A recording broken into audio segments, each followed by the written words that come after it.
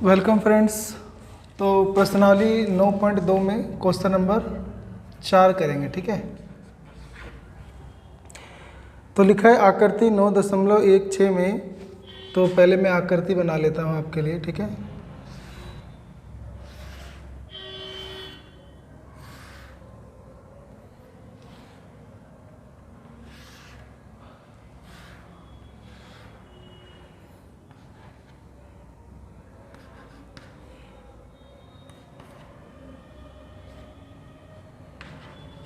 तो लिखा है आकृति में P समांतर चतुर्भुज ABCD के अभियंतर में स्थित कोई बिंदु है। तो यानी A, तो यहाँ लिख देंगे दिया है ABCD एक समांतर चतुर्भुज है और P इसके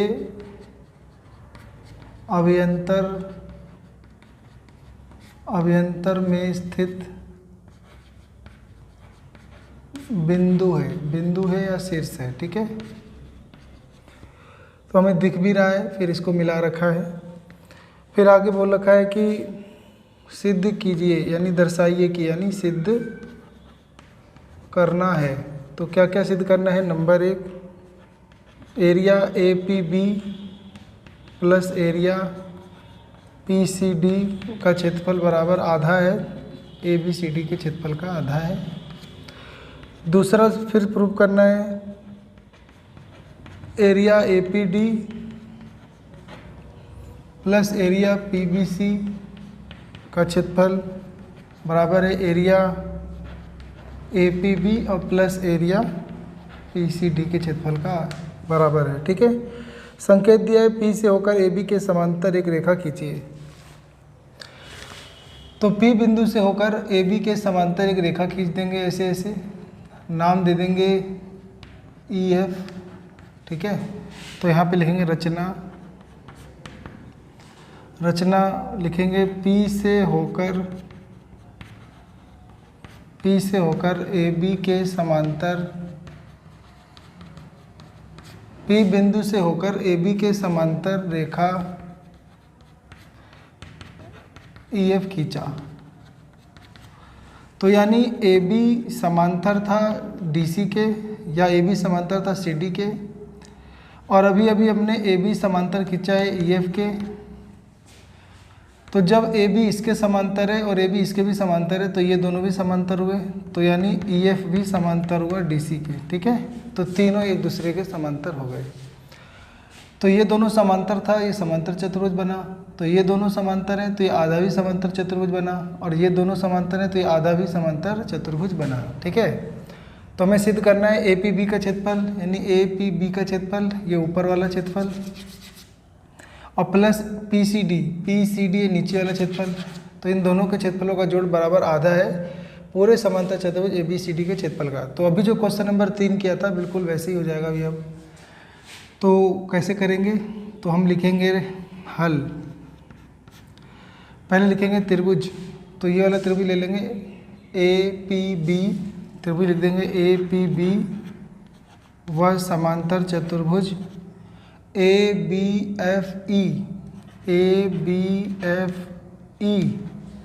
लिख देंगे। दोनों एक ही आधार AB पे बने हैं, ये त्रिभुज भी और ये समांतर चतुर्भुज भी एक ही आधार AB पे बने और समांतर रेखा AB और EF के बीच बने हैं, ठीक है। तो लिख देंगे APB त्रिभुज और समांतर चतुर्भुज ABFE एक ही आधार, तो एक ही आधार AB व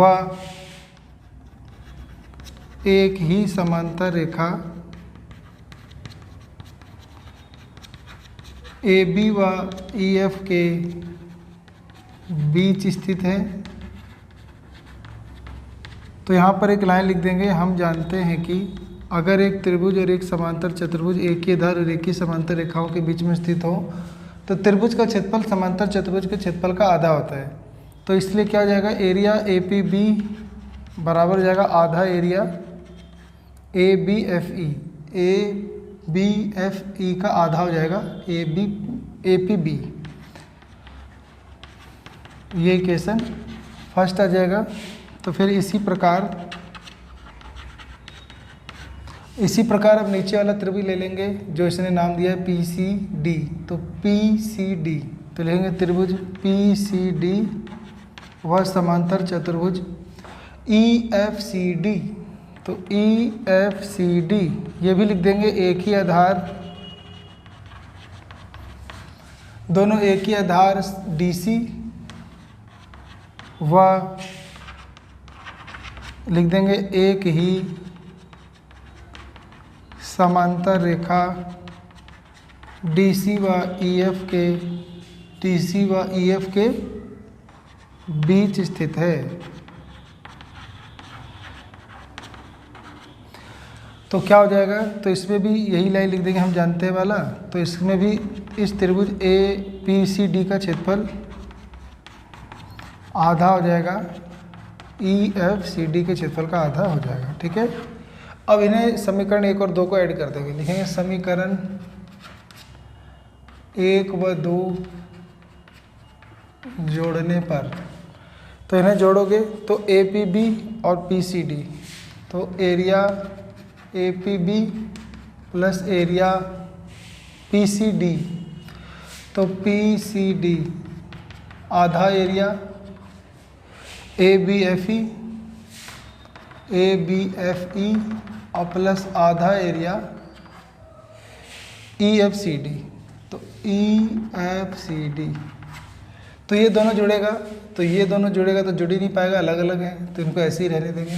तो एरिया APB और प्लस एरिया PCD से सेम रहने देंगे, और ये 1/2 कॉमन ले लेंगे और ये दोनों जोड़ देंगे। तो ये आधा समांतर चतुर्भुज आधा जुड़ेगा तो पूरा बन जाएगा ABCD। तो इन दोनों का जोड़ आ जाएगा एरिया ABCD। तो ये हमारा पहला प्रूफ हो गया, इसे 3 नंबर दे देंगे। ठीक है, तो पहला आपका प्रूफ हो गया। बाकी दूसरा प्रूफ करना है कि इन दोनों त्रिभुज का क्षेत्रफल इन दोनों त्रिभुज का क्षेत्रफल के बराबर है। ठीक है, तो इसके लिए अब दोबारा से अब ये क्या करना पड़ेगा कि इसके अंदर दोबारा चित्र लेना पड़ेगा।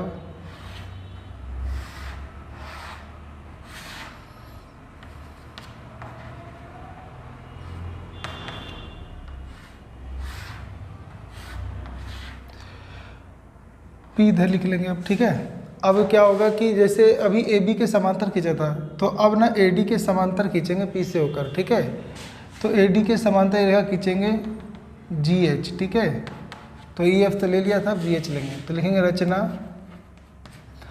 लिखेंगे AD के समांतर, तो AD के समांतर रेखा GH खींचा जो P बिंदु से होकर जाता है।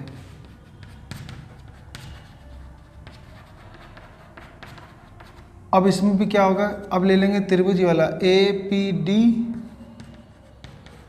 व समांतर चतुर्भुज ये वाला AGHD।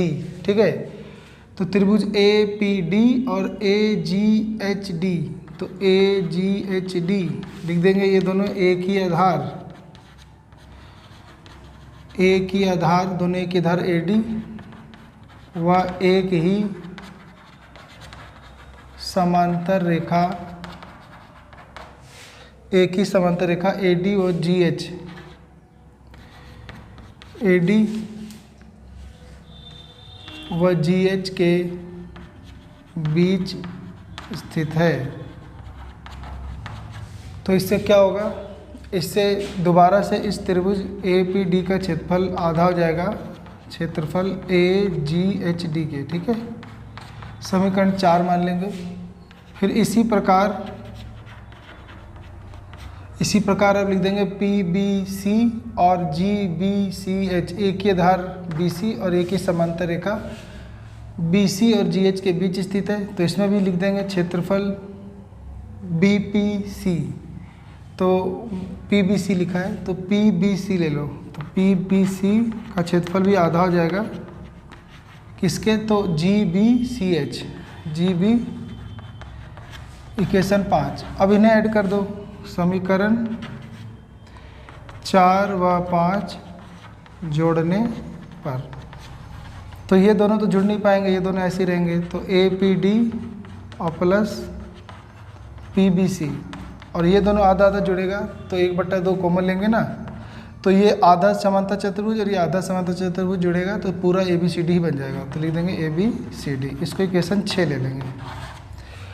अब अभी मैंने इसको इक्वेशन क्या लिया था, थर्ड, ये वाला इक्वेशन थर्ड लिया था और ये वाला भी अभी इक्वेशन 6 लिया गया है। तो अब ध्यान से देखोगे तो ये आधा ABCD, ये भी आधा ABCD, दोनों बराबर हैं, तो ये दोनों बराबर, तो ये दोनों का जोड़ भी बराबर, तो बस प्रूफ हो गया। तो लिखेंगे समीकरण 3 व 6 से तो त्रिभुज AP, यही वाला लिख दो, APD प्लस PBC का क्षेत्रफल बराबर हो जाएगा एरिया APB और प्लस एरिया PCD। तो ये आपका प्रूफ हो जाएगा, ठीक है।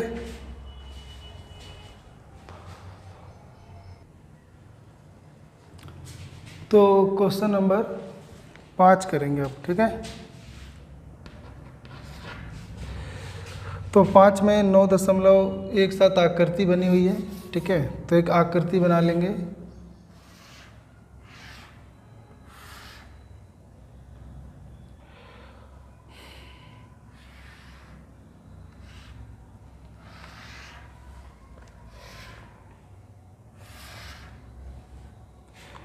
नाम लिख देंगे PAQBXRS, ठीक है। अब क्वेश्चन को ध्यान से पढ़ेंगे, ठीक है। तो लिख देंगे, दिया है कि आकृति में PQRS और ABRS एक समांतर चतुर्भुज है, दोनों समांतर चतुर्भुज हैं। तो PQRS और ABRS एक समांतर चतुर्भुज हैं, ठीक है। आगे लिखा है X भुजा BR पर स्थित कोई बिंदु है, X भुजा BR पर कोई स्थित बिंदु है और सिद्ध कीजिए। तो लिखो सिद्ध करना है कि क्षेत्रफल, पहला क्षेत्रफल PQRS का क्षेत्रफल बराबर है ABRS के। फिर दूसरा प्रूफ करना है कि क्षेत्रफल जो AXS है वो हाफ है एरिया PQRS के, ठीक है। तो सिंपल है, आप कर सकते हो। तो क्या करा जाए, तो पहले तो पहला वाले के लिए हल करते हैं। पहले वाले का नाम है PQRS, तो लिख देंगे समांतर चतुर्भुज PQRS व समांतर चतुर्भुज ABRS लिख देंगे। दोनों एक ही आधार ये इसी पे बने हैं SR, दोनों एक ही आधार SR तथा समांतर रेखा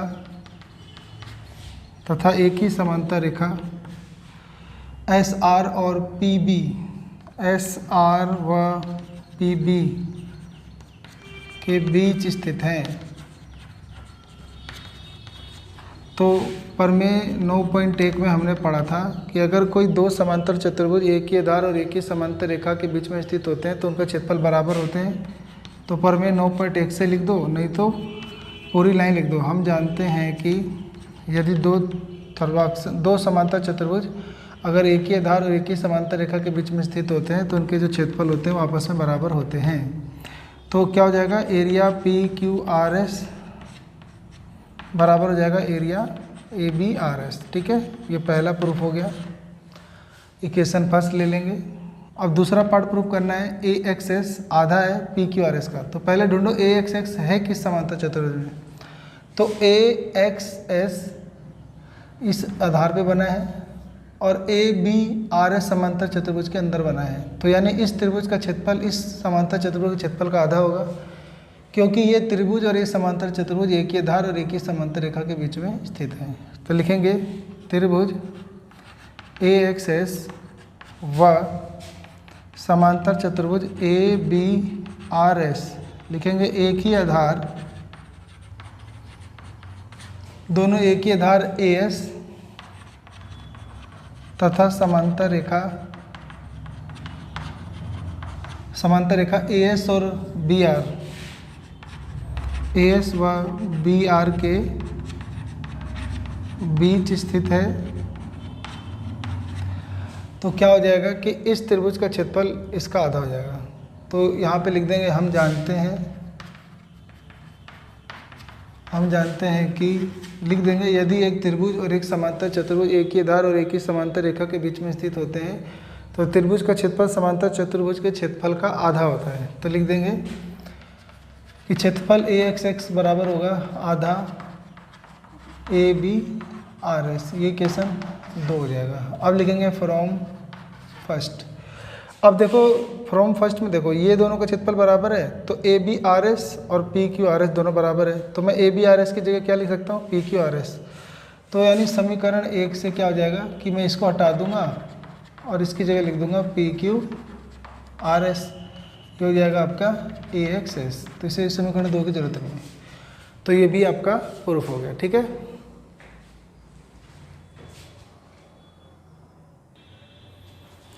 अब हम करेंगे क्वेश्चन नंबर 6। तो इसमें लिखा है एक किसान के पास एक समांतर चतुर्भुज पी क्यू आर एस के रूप का खेत था। तो मान लो एक किसान है, उसके पास एक ऐसे खेत था पी क्यू आर एस, इस आकार के समांतर चतुर्भुज के एक आकार का खेत था। तो पी क्यू आर एस एक समांतर चतुर्भुज है, इसका ध्यान रखेंगे। आगे लिखा है उसने आर एस पर स्थित कोई बिंदु ए लिया। मान लो इसमें कोई बिंदु ए लिया और उसे पी क्यू से मिलाया, इसे फिर पी से और क्यू से ऐसे मिला दिया। फिर लिखा है कि खेत कितने भागों में विभाजित हो गया। तो हमारा हल हो जाएगा कि यह खेत 3 भागों में विभाजित हो गया। तो 3 भाग दिख रहे हैं क्योंकि 3 त्रिभुज बना इसके अंदर। आगे लिखा है कि इन भागों के आकार क्या हैं। तो इन भागों का आकार त्रिभुजाकार है। फिर आगे बोला है वह किसान खेत में गेहूं और दालें बराबर भागों में अलग अलग बोना चाहती है, वह ऐसा कैसा करे। तो यानी आपको सिद्ध करना है कि उसे गेहूं और दाल, उसे किस किस भाग में गेहूं और दाल बोनी चाहिए कि दोनों का खेती बराबर हो। तो यानी ये जो बड़ा वाला त्रिभुज का क्षेत्रफल है ये पूरे का आधा होता है। तो इसका मतलब ये त्रिभुज जो है इस पूरे का आधा हुआ, तो ये जब पूरे का आधा हुआ तो ये 2 भी पूरे का आधे हुए, तभी आधे आधे पूरे बनेंगे। तो यानी सिद्ध करना है कि क्षेत्रफल ए पी क्यू या पी ए क्यू का क्षेत्रफल जो है बराबर है इन दोनों के क्षेत्रफलों के बराबर है। ठीक है, तो किसके, तो पी ए एस और ऐसी वाला क्यू ए आर इसके बराबर है। तो इस भाग में गेहूं बोलेगी, इस भाग में दाल, या इस भाग में दाल बोलेगी, इस भाग में गेहूं, क्योंकि दोनों जो है पूरे खेत के आधे आधे भाग हैं। तो बराबर बराबर गेहूं और दाल बोलेगी। तो बस ये प्रूफ करना है। तो हम लिखेंगे हल। तो पहले तो वही लिख देंगे त्रिभुज ए क्यू पी या पी ए क्यू लिख दो। देखो त्रिभुज पी ए क्यू व समांतर चतुर्भुज पी क्यू आर एस, तो दोनों एक ही आधार, तो ये वाला त्रिभुज और ये समांतर चतुर्भुज एक ही आधार पी क्यू, तो एक ही आधार पी क्यू तथा एक ही समांतर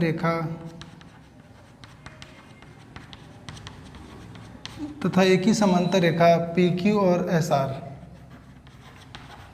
पी क्यू व एस आर के बीच स्थित है। तो क्या हो जाएगा कि अब लिख देंगे हम जानते हैं कि यदि एक त्रिभुज और एक समांतर चतुर्भुज एक ही आधार और एक ही समांतर रेखा के बीच में स्थित हो तो त्रिभुज का क्षेत्रफल उस समांतर चतुर्भुज के क्षेत्रफल का आधा होता है। तो ये पूरी लाइन लिखकर फिर लिख देंगे एरिया पी ए क्यू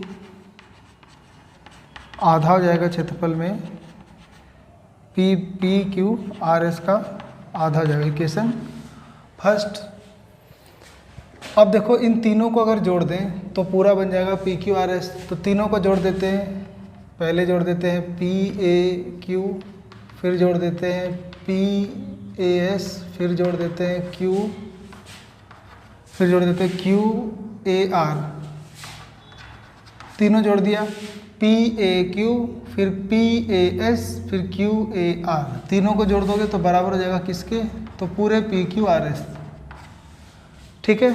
और समीकरण 1 में ये दे रखा है, इसका ये किसके बराबर है, इसके बराबर है। तो यहाँ पे लिखेंगे समीकरण 1 से, तो एरिया पी ए क्यू ये वाला और ये वाला साथ में जोड़ दो, क्यू ए आर प्लस, और इस वाले की जगह हम ये लिख देंगे आधा area P Q R S. तो आधा area P Q R S और ये जगह बराबर area P Q R S. अब ये जो प्लस का आधा है उधर जाएगा, तो एरिया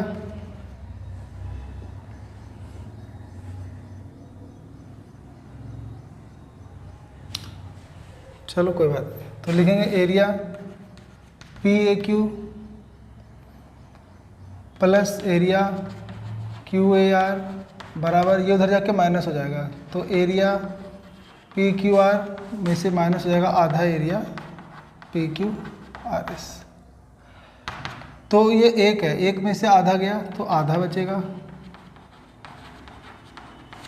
तो ये लिख देंगे एरिया पी ए क्यू और plus area Q A R. अब इसे समीकरण 2 मान लेंगे, तो समीकरण 1 व 2 से ये भी देखो आधा पी क्यू आर एस इसके बराबर है और ये भी आधा पी क्यू आर एस इन दोनों के बराबर है, तो यानी ये दोनों का जोड़ इसके बराबर है। तो यही प्रूफ करना था। तो लिख देंगे कि एरिया पी ए क्यू बराबर हो जाएगा एरिया पी ए एस और plus area Q A R. तो ये आपका इति सिद्धम, तो ये आपका प्रूफ हो जाएगा। तो यानी पी ए क्यू इसके आधे के बराबर है और इन दोनों का जोड़ भी इसके आधे बराबर है, तो ये दोनों बराबर हैं, तो ये दोनों भी बराबर हो जाएंगे। तो लिख देंगे अतः किसान को त्रिभुज पी ए क्यू में गेहूँ तथा अन्य त्रिभुज P A S plus area या प्लस त्रिभुज क्यू ए आर में दाल बो लेना चाहिए, यानी बोना चाहिए, ताकि बराबर बराबर खेती हो सके। ठीक है, तो ताकि बराबर खेती हो सके। ठीक है, तो ऐसे करेंगे।